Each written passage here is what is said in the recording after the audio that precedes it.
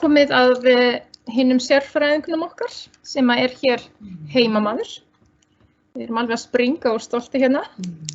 Það hún Rannveig Ólafsdóttir og hún ætlar að fjalla kolefnisforða og koltvísýringsflæði úr jarðvegi.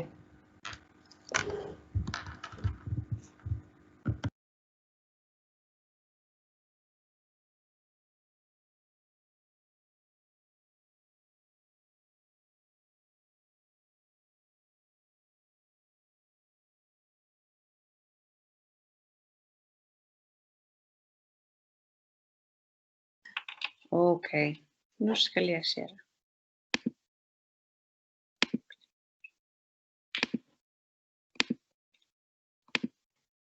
Svona? Nei. Jú, maður ekki. Jú, Ókei. Og heyrist í mér. Þið láta mig vita ef að...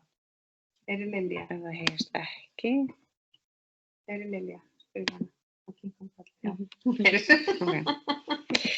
Já, komið sæl. Ég heiti Rannveig og ég ætla að kynna fyrir ykkur verkefni sem við vorum eiginlega bara að byrja á í dag, en þetta verkefni fékk væglegan styrk frá loftslagssjóði núna í mars upp á 8,5 milljón og já, verkefni sem sagt samstarfsverkefni Náttúrustofu Suðausturlands og Landgræðslunnar vöktunarmælingar á kolefnisforða og koldíoxíðflæði og jarðvegi. Aðrir samstarfsaðilar að verkefninu eru Ólafur S. Andrésson, en hann hefur verið að þróa ný smátæki til að mæla losun koldíoxíðs úr jarðvegi. Tækin eru íslensk hönnun og smíði og eru tilbúin til almennrar notkunar en eru ennþá óreind og óvottuð. Þannig að við fáum þann heiður að vera svona eiginlega fyrsta alvöru verkefnið sem að færa að prófa þessa græjur. Og við munum gera samanburð á tækjunum hans Ólafs og þessum alþjóðlega vottuðum búnaði sem að Náttúrustofan fékk í hendurnar bara fyrir 3 dögum. Svo eru sveitarfélagið Skaftárhreppur sem mun nýta gögnin við vinnu á nýju aðalskipulagi sem í vinnslu.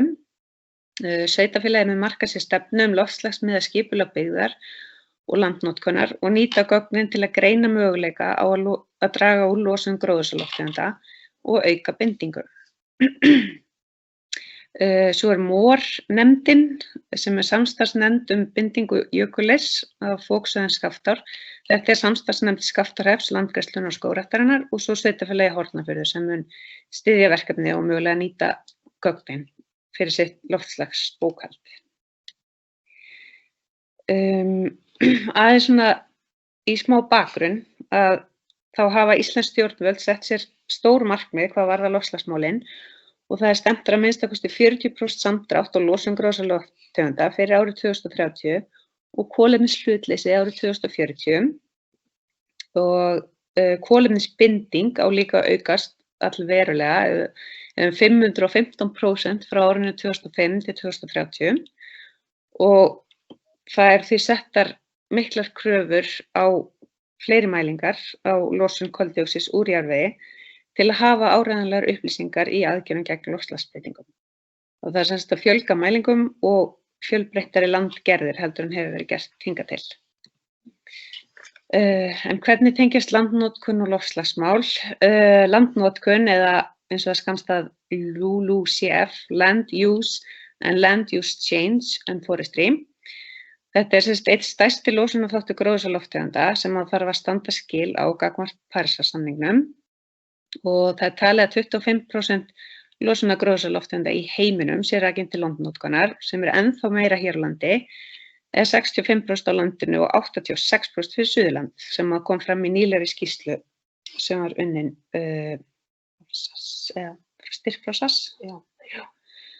Og losunarbókhald vegna landnotkunar skemmra á veg komið en vegna annarra uppspretta eins og til dæmis frá jarðefnaeldsneyti og iðnaðarferlum, þar sem það flókna vistfræðilega ferla að ræða og mikinn breytileika eftir aðstæðum. Já, og það skortir mikið á rannsókn á umfangi þessa losunarflokks, bæði hérlendis og alþjóðavísu, en við ætlum að reyna að bæta því. Og hvað ætlum við að gera? Það sem við ætlum að gera eftirfarandi. Við ætlum að mæla flæði koldíoxíðs úr þurrlendisjarðvegi í Skaftárhreppi. Til þess ætlum við að nota svona græjur eins og eru hérna á myndinni efst upp í horninu. Þetta er lítill örbylgjuofn sem er frekar nettur. Þetta er myndatækinu sem við fengum frá Bandaríkjunum og við setjum svona glæran hjálm yfir, við byrjum á því að stinga svona rörum ofan í jarðveginn eins og er á myndinni hérna af mér. Við vorum að þessu í dag, setjum niður reiti. Svo setjum við svona glæran hjálm yfir og mælum þannig ljóstillífuna eða bindingu á koldíoxíði. Svo setjum við hettu yfir glæra hjálminn og þá verður alveg myrkur inn í hjálminum og þannig mælist losunin, sem sagt öndun úr jarðvegi. Og við ætlum að setja 3 svæði, eða sem sagt velja 3 svæði hérna í sveitinni. Þar sem ríkjandi vistgerðir eru lynggresis- og vingulsvist, mosamóavist og lynghraunavist. Þetta er svona það sem við sjáum víðast hvar í Skaftárhreppi. Og þessi svæði verða í Meðallandi, landbroti og hérna á láglendisheiðum. Og hér er steinefnajarðvegur ríkjandi og við munum vera með kerfisbundnar mælingar allt árið og þannig, sem sagt svona vöktunarmælingar, og þannig fáum við niðurstöður á mjög skömmum tíma sem að áður hefur kannski verið mældur kolefnisforði á 5 ára fresti og reynt að fylgjast með hvernig hann byggist upp. En núna bara sjáum við svart á hvítu, förum einu sinni í viku í sumar, svo 2 vikna fresti eða mánaðarlega í vetrartímann. Þá getum við áætlað heildarlosun eða bindingu úr þessum vistgerðum með nokkuð góðri vissu, með þeim beinum gasmælingum. Svo munum við taka gróðurmælingar, jarðvegssýni, rúmþyngdarsýni og efnagreiningar og margt fleira. En hverjir eru að fara að nota þessar niðurstöður?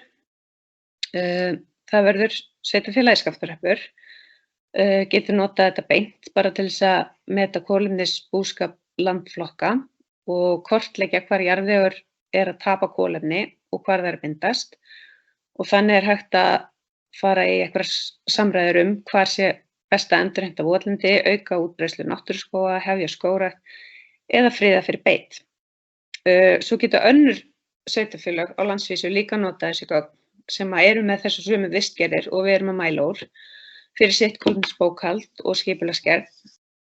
Allir landeigendur sem hafa sambærilega vistgerðir fyrir sitt kolefnisbókhald og hægt að gera áætlanir ef maður er að hugsa sér að breyta landnotkunina á eitthvað hátt, þannig að markmiðið sé alltaf að draga úr losun eða auka bindingu. Svo skapar þetta líka þekkingu og störf í heimabyggð og við erum að prófa samaburð á 2 mismunandi tækjum, eitt sem er íslensk hönnun og bara brilljant smíði og náttúrulega frábært ef að það gögnin er sambærileg við alþjóðlega vottað tæki sem er notað út allan heim. Og þetta er samstarf ólíkra aðila mælingar og gasflæði sem getur leitt til þess að þetta verði bara umfangsmikil gagnasöfnun á landsvísu með samstarfi sveitarfélaga og stofnana Landgræðslunnar og Náttúrustofa og þetta mun bæta loftslagsbókhald Íslands. Já, ég held að það sé bara ekki meira sem ég get sagt í bili. Takk fyrir þetta, Rannveig.